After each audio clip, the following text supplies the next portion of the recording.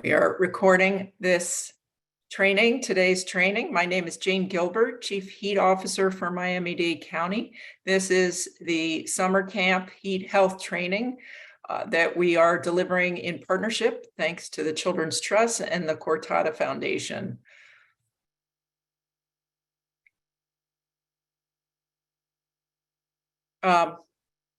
So why we're here today, thank you. This is a great group. We're here because children are amongst the population that are both often more exposed to excessive heat and can be more sensitive to extreme heat temperatures. So in managing summer camps, considering that many of them include children spending time outside, we want to make sure that you're aware of how extreme heat is a growing issue here in South Florida and beyond, and then what the county's doing, but most importantly, give you information, tools, and resources for how to notice heat-related illnesses and how to respond to them.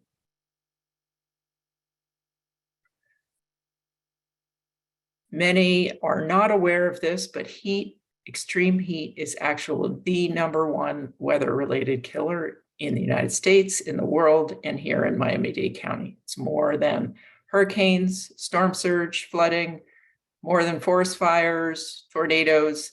And if you look at excess heat-related deaths, it's actually more than all of those combined. And it's really here in South Florida, the combination of high heat and humidity that can lead to heat-related illnesses, including heat cramps, exhaustion, and heat stroke. There are various high-risk groups. We mentioned earlier, children being among them. Also, your workers of summer camps who are outdoors are also at risk. The good news is, and this is really why we're here today, is that these illnesses and deaths are preventable. With good practices, safe protocols, really we can avoid these dangers. So what about Miami? You start having, when someone is exposed to a heat index of 90 degrees or more and exerting energy over time, such as an outdoor worker, or it could be a summer camp worker or kid, that's when they can start having heat-related illnesses if they're not taking care of themselves properly. At a heat index of 100, are more sensitive populations for any extended exposure can be at risk. And really at a heat index of 105 or more, we're all at risk if we're exposed for an extended period of time and not taking the necessary precautions. Here in Miami, we've had a large increase in days over 90 in the last 50 years, about 50 more days actually. And the biggest increases we're going to see going forward are with days with a heat index over 100 and 105. We are currently under, I think, like our 10th day of a heat advisory with a heat index at or above 105 this year. It is the hottest year on record here in Miami-Dade County ever in the whole recorded weather history of Miami-Dade County. It's the hottest year. So it's really important that you are taking a leadership role in your own organization and taking this training to get today. We're going to see very large increases in those extreme heat days going forward. And it's getting hotter here in Miami-Dade County, not only because of climate change, it is because of global climate change, but also because of how we're developing as a city. And this is true of cities globally, not just here. But the more pavement we have and built environment, the less tree cover, less vegetation, the more waste heat from buildings and cars, all contribute towards an urban heat island effect that can make some areas of Miami-Dade County up to 10 degrees hotter than other areas. Oh, and I meant to say this at the beginning. We will have plenty of time for questions and answers at the end of this presentation. And so you don't forget your questions, I really encourage you to put them in the chat. We have you all on mute now just to avoid any unintended noise disruptions, but we definitely want to hear from you at the end. There will be time. So please write your questions in the chat, and also we'll have time for you to unmute and ask questions at the end. So we were talking about urban heat islands. So the and the unequal distribution. On the left of this slide is our census blocks by area median income, and the white blocks being the areas of lowest income in the county. On the right is our urban tree canopy coverage, with the white blocks being the areas of lowest tree canopy coverage, less than 10%. And you can see how they're very aligned. Not exactly, but very aligned. And so therefore, our lower income populations are more exposed to heat when they're walking to and waiting at a bus stop, when they're playing with their kids outside, and it costs them more to keep their homes cool during these hot months because the temperatures are actually higher. And we looked at the number of heat-related emergency department visits and hospitalizations by zip code in the county. And we have certain zip codes that have over 4 times the number of emergency department visits and hospitalizations related to heat than other zip codes. The biggest correlating factors are high levels of poverty, high land surface temperatures, outdoor workers, and families with children. So kids are exposed, whether they're in athletic programs, summer camps, after-school programs. They do tend to have, because they're not always paying attention to how much they're hydrating and when they start to feel heat cramps, etc. In the county, we took the information from our heat vulnerability analysis and from broad public engagement and stakeholder engagement campaign and created the Extreme Heat Action Plan. This training is part of that. We'll provide you a link to all our resources at the end of this training. If you're interested, I encourage you to take a look at it. This training fits into our goal 1 around informing, preparing, and protecting people. We also offer trainings for disaster volunteers to be leaders in their neighborhoods, for healthcare practitioners, and for our cooling center staff, which are based at our parks and libraries. And we're doing a training next week with the University of South Florida and OSHA for employers to develop heat stress prevention protocols in the workplace. Goal 2 is really about helping homeowners and renters keep their homes cool affordably, and to work with our evacuation shelters and cooling centers to make sure they have backup power in the event of widespread power outage. And goal 3 is focused on that urban heat island mitigation. This is sort of long-term work of preserving and planting trees in key areas, and piloting and installing cool pavements, incentivizing cool roofs in our built environment.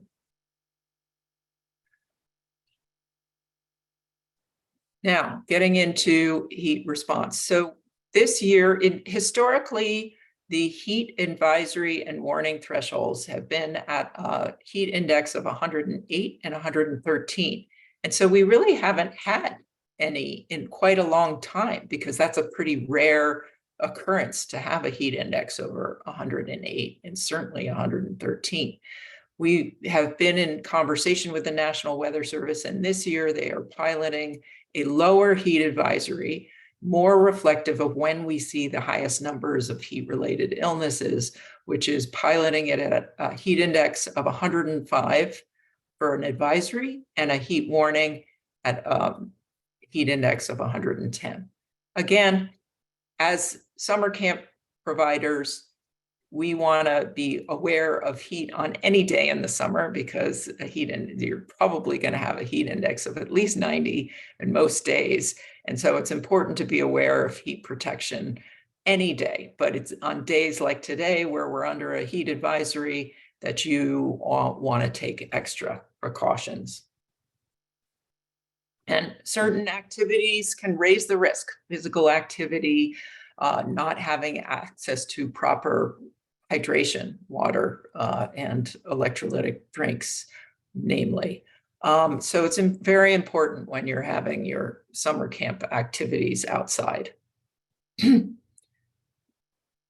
Certainly the National Weather Service, you want to look at just the heat, not only the temperature, but the heat index. And OSHA has a great heat safety app that you can download, and it always indicates what your heat index is going to be for that day and the types of precautions you should think about under those values. And really, this is about encouraging workers and campers to be a buddy, help those, encourage people to take breaks. Sometimes people are too proud to take a break when they're working outside. And we need to remind everybody to take a break, get some water or sports drink in a cool place. So the three main illnesses we're going to talk about today are heat cramps, heat exhaustion, and heat stroke. We're going to talk about the symptoms and what kind of aid you can provide and when to seek medical attention. And heat cramps being the most common, heat exhaustion next, and heat stroke very rare, but very dangerous. So heat cramps are really muscle spasms that can happen in your abdomen, legs, arms. It's really due to overexertion and underhydration. Heat exhaustion occurs when that overexertion is more extreme, either over time or because it's just very extreme. And it involves both loss of body fluids, but also those electrolytic salts. The heat stroke is when your cooling system of your body completely shuts down and you're unable to sweat. And then your body temperature rises so fast that you can have brain damage and even a death. So as I mentioned earlier, heat cramps are the first sign. Sometimes you can get a heat rash. That can be an earlier sign of, but heat cramps really are that pain or muscle spasms in your abdomen, arms, and legs that can happen when you're exerting energy outside. If this happens, you want to encourage the camper or staff person to move to a cooler location, take a break, get some water, sports drink. You don't want liquids with caffeine or excess sugar. And if someone starts to become nauseous, they shouldn't continue drinking. And start to seek medical attention if the cramps don't subside in an hour.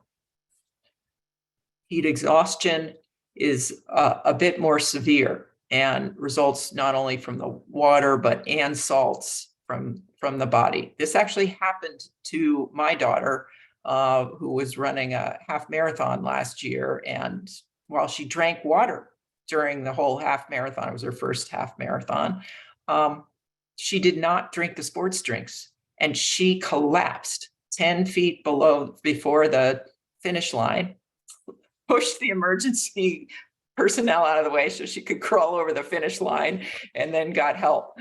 She was fine, but it just speaks to the point of it's not just water. We need those salts and minerals in our system to avoid heat exhaustion. And this can happen either quickly with that kind of overexertion, or it can happen because you're exposed to heat over several days and not replenishing your system adequately. So the symptoms of heat exhaustion include cool, moist skin, heavy sweating. You can either have very pale skin or very flushed skin, muscle cramps, just tired, feeling weak, feeling dizzy. A headache is really common. You start to feel nauseous or even vomit, and certainly fainting is amongst the symptoms. So if you're having a camper or a fellow worker who is looking like they're experiencing heat exhaustion, you want to help move them. In this case, they need help to be moved to a cool place, ideally air-conditioned place, and to sit or lie down, remove any excess clothing, and give them sips. They can't drink really fast because they could get nauseous. So sips of cool water, sports drink, that has that salt and minerals, a little bit of sugar, can have a little bit of sugar, that's fine.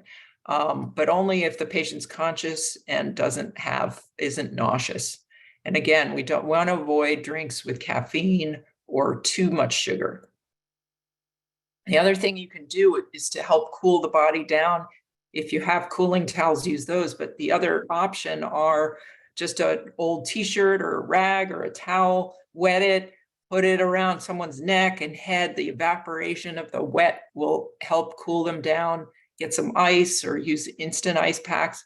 The areas around the neck and the head will help cool them down the fastest, but you want to use, on other parts of the body as well to help cool them down as quickly as possible. If the person becomes nauseous, you want to no longer give them water, seek medical attention, particularly if they start vomiting, and or exhibiting signs of super high blood pressure or heart issues.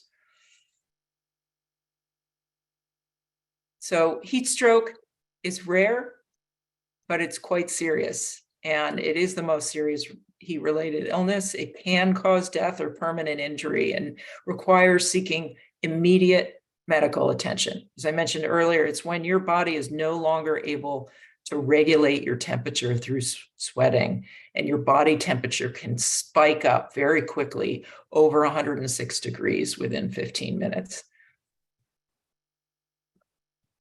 So signs of this are extremely high core body temperature, a red, hot, dry skin, no sweat, rapid, strong pulse, rapid, shallow breathing, a throbbing headache, dizziness, nausea, changes in consciousness, confusion. These are signs that you need to call 911 immediately and seek medical services. And as you're waiting for someone to arrive, get them to a cool environment, remove excess clothing, and do your best to cool down that body. You're not going to be able to give them water to drink or electrolytes to drink, but do anything, ice packs, sponge water, wet sheets. And if you have a thermometer on hand, you can use that to monitor the body temperature. And sometimes what happens is the body begins to twitch and move uncontrollably. You want to make sure they're not lying on their back because if they get nauseous and start to vomit, that can block their airways. So if they're lying down, lie on the side, and keep that open.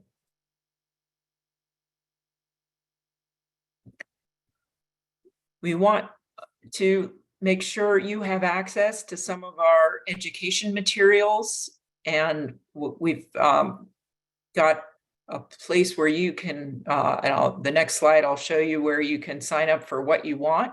We have the posters on the left side where it says protect yourself from the extreme heat are available in English, Spanish, and Haitian Creole. Those are about 11 by 17 inches. The palm cards on the right are smaller. They're like, I think 7 by 5 inches. They're just for handouts. They're double-sided. They're also in English, Spanish, and Haitian Creole. They're something that the campers could take home to their parents for information. You have as a reminder for yourselves. And then also for the kids, we have these heat stickers that they can put on their laptops or their water bottles or wherever they like to put stickers. So we are going to be delivering these next week to each of these 4 human service outreach facilities of the county. And you can go there. You can have a staff person go there and pick them up by filling out the form. There's a link there, and Ludovica from our office our HEAP program coordinator will put the link in the chat, so you also know where it is. I need your signups for what you want this week by Friday, so that we can deliver these out next week for all the summer camp providers that are interested.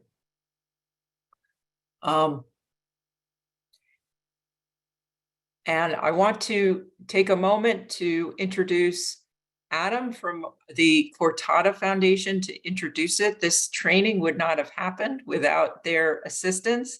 And then we'll open it up for questions. Adam, are you on? Can you join? Yes, I'm here. Thank you so much, Jane. And it's really great to hear you talk about, how these impacts really affect all of us. And it's not just the construction workers or the agricultural workers, it's kids playing outside on the playground, and it's everybody walking around outside on a day when it's 105 degrees on the heat index. So we share your sentiment about wanting to protect the community at the Cortada Foundation, and we use art as a way of raising awareness and getting people to have these conversations when, a lot of people might say, oh, it's hot, but then leave it at that. We want to say, okay, well, what can we do about it? How can we help to protect one another? How can we share the information that is being learned in an important session like this one? And so what we did back last month now, or well, actually end of May, time is flying, around National Heat Awareness Day, was partner with a company called Mission to launch, and of course y'all in the Coral Gables Museum to help launch this Keep Cool Miami-Dade campaign, where we used art. And in the bottom picture, there's Xavier Cortada, our county's artist in residence, showing you, Jane, one of the murals that he created out of these cooling towels. And it was depicting how heat impacts residents in Miami and the trauma that it can really cause. And on the left there, you can see the design that he created, and it's in the same picture with you and Xavier and Chris Valletta from Mission. And this is a specially designed cooling towel. And the idea behind these cooling towels is, of course, to get them wet and wring them out and wear them and use them to keep yourself cool, but hopefully also to spark a conversation. And you see that sun on there, and it is representing that heat that we all feel, but it's then around this cool blue. And so just in terms of the symbolism that this particular art piece is showing is how there are lots of effective strategies that we can keep ourselves cool and safe on these really hot days. And so we have a whole campaign with sunglasses, but I think trying to get people to share these messages on social media. But really what I would want to get across to everybody in the call right now is not to discount how effective art and art activities and creativity and storytelling really can be in our effort to keep each other safe from extreme heat, because it's only going to get worse with the climate crisis. And so we need to understand that it's a real thing, and then understand that we each have a role to play in helping to keep each other safe and protect each other. So that's a little bit about the Keep Cool Miami-Dade campaign, and excuse me, what we're doing at the Cortada Foundation. So just very proud to be here, and it was actually resulting from the event on the 26th on National Heat Awareness Day, where we had a roundtable discussion that this training session was able to come about, the idea for this, because we had all of these different stakeholders having conversations about heat and what can we do together, and the idea about how at the beginning of summer children are particularly vulnerable because they're coming out of air-conditioned classrooms and going out into fields and summer camps to play, that they're trying to acclimate, but it's really hard. So that was, I was seeing light bulbs go off in people's heads, and then this idea for training camp counselors and working with the Children's Trust came about. So just a really exciting next step that came from this socially engaged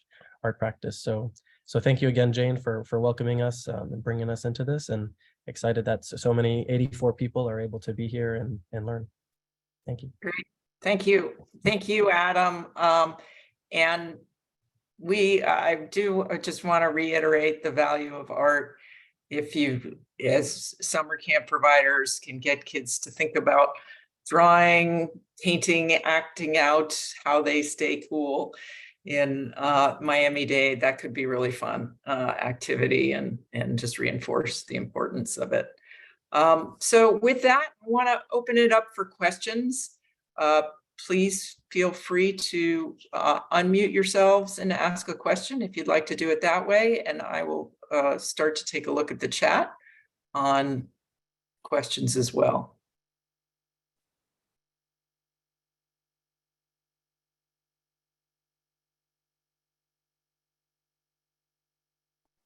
Jane, there was one question during the presentation about cooling centers in Miami Beach. Cooling centers in Miami Beach. We can get back to you, but definitely the county libraries that are in Miami Beach would serve as a cooling center. I would have to talk to our Miami Beach partners to see if they've identified additional cooling centers. And I see Isabel has her hand up.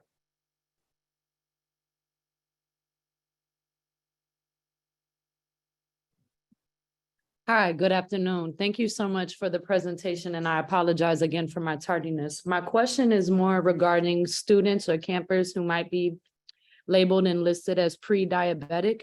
I'm hearing electrolytes being a beneficial, and definitely I agree as well, electrolytes being included in something that we offer.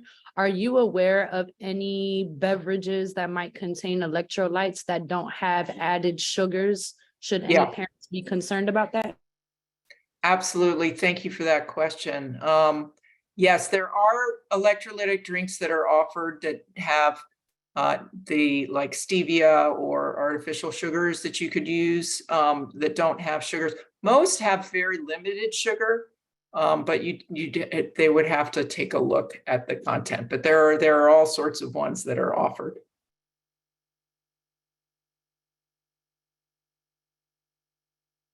Any other questions?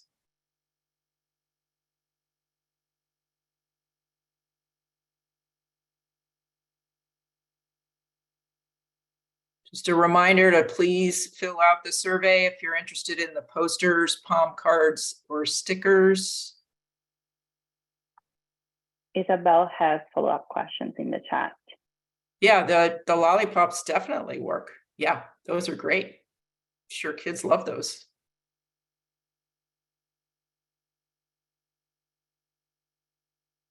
We can definitely set up a virtual training for Miami Beach. So Irene, please reach out to us.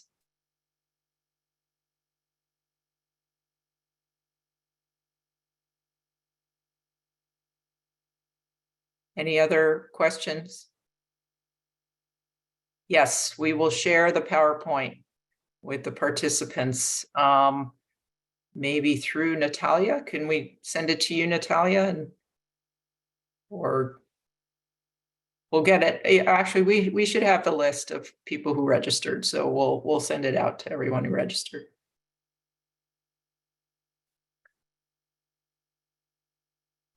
We can get the zip codes. They're not exactly included in the maps, but they are.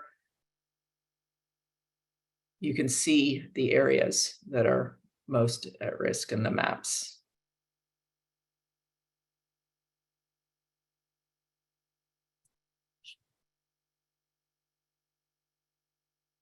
And if you do need the specific zip codes, you can always reach out to us and we can send you a list.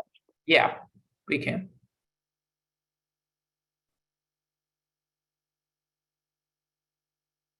Yes, Lisa, thank you for your question. So this absolutely applies to adults as well. All the heat cramps, heat exhaustion, heat stroke can happen to anybody. And you would have the same steps that you would take for an adult as you would for a child. It could apply to your workers in the camp in addition.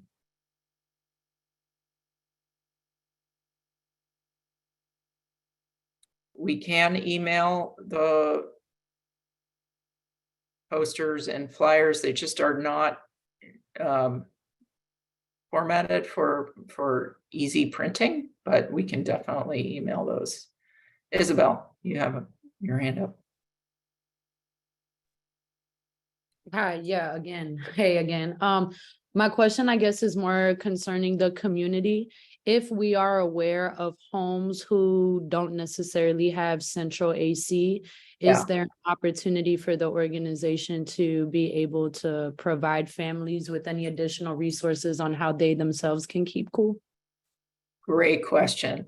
So we do also have a brochure and a web link on our heat site called Brace for the Heat, and it's a series of energy tips, no and low cost things people can do to affordably stay cool in their home.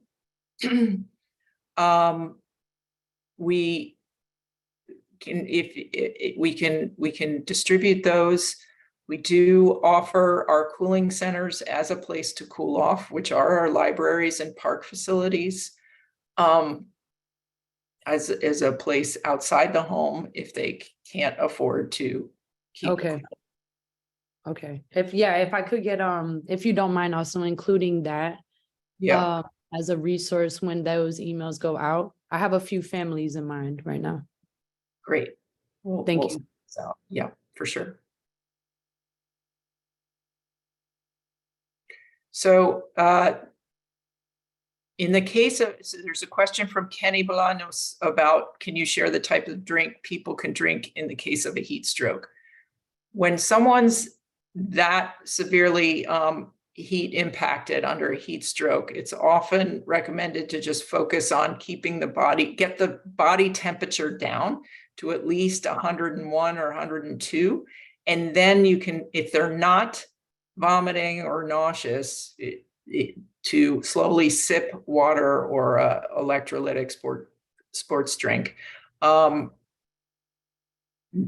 until you get the body temperature down a bit and if they're nauseous, that under control, it's best not to. Want to avoid, as we mentioned earlier, caffeine, over sugary drinks for adults, no alcohol. That alcohol is not helpful. And it's so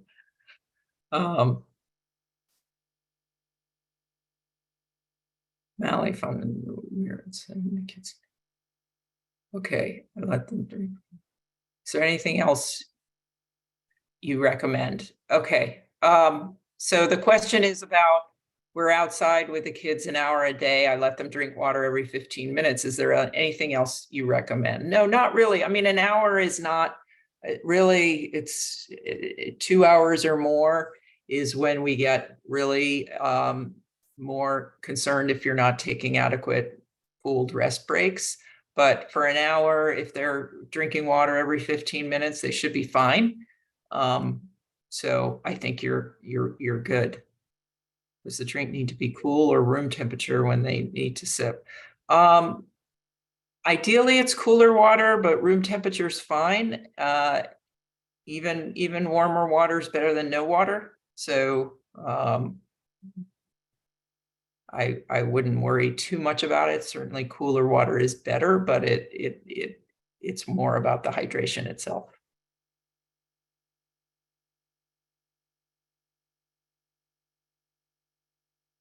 Any other questions? I really admire your work. I worked in summer camps for about 4 years, managed one for 2 years. I loved the work. So I hope you're having a good summer. Is there a set degree that kids should not be out?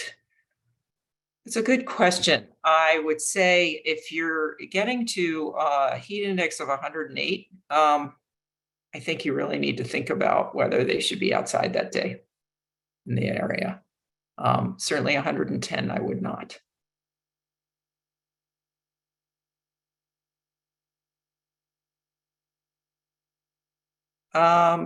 Natalia is asking, do you think there's a community perception issue about heat being a concern for children? I guess, Natalia, maybe you could get on and share more what you're about the question. Are you saying that, do you think people are not as aware of the risks to children?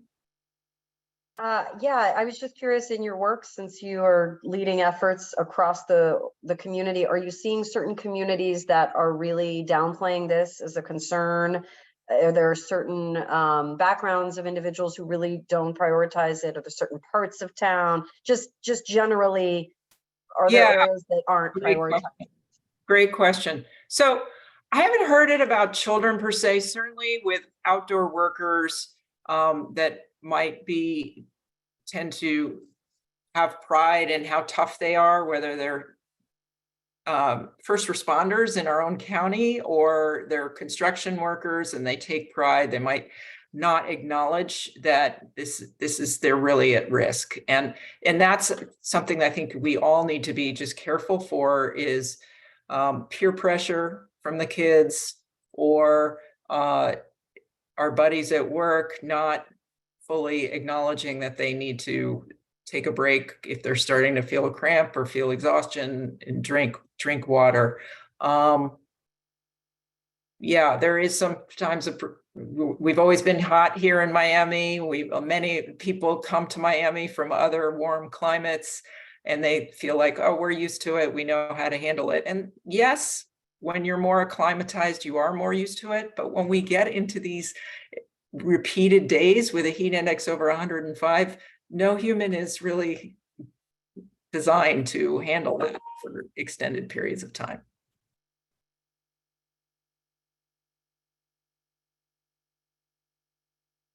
So great question we have a question from Anna Maria about, is there other liquids or specific diet recommendations to pack for children under heat? You generally want to eat on the lighter side during hotter times, but there isn't real specificity. It really depends on the kid's tolerance for salt. You don't want to avoid salt because the salts are actually helpful in the food. Not over salty, but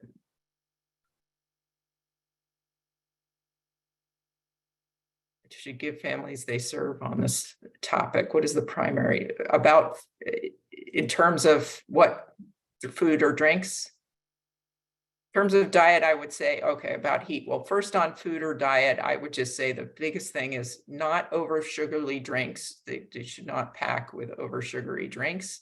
But other than that, I would just say water, sports drinks are okay. And, whatever the kid's going to eat, and don't feel shy about including a little salt in that food. In terms about heat, the most important, watermelon's awesome. So I think the most important message is that when you're going to be in the outside exerting energy in the heat, you need to remember to hydrate, drink more than you actually think you need, and to take breaks in a cooled environment. We always talk about water, rest, shade. That's the easiest things to remember. Water, rest, shade.